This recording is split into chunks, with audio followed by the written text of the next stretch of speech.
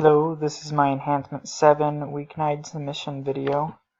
To start out, we're going to log in as the administrator user.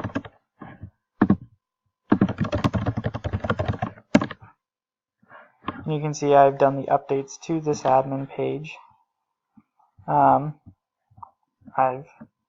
changed it so it removes the client level, and I've added this update account information.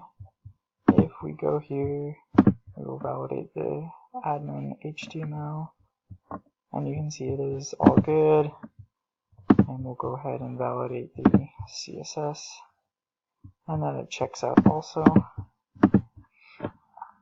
If we go to the update account information, you can see it auto-populates the information, these fields.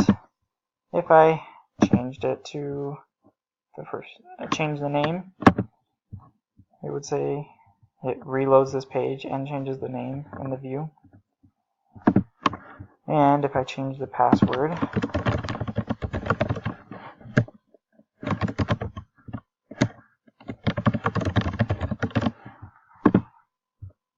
you can see that it says the password is updated. And if I log out and then try to log back in with my email address and that new password, it works successfully. And lastly, we're going to validate the HTML of this page, the update client page. And it is also valid.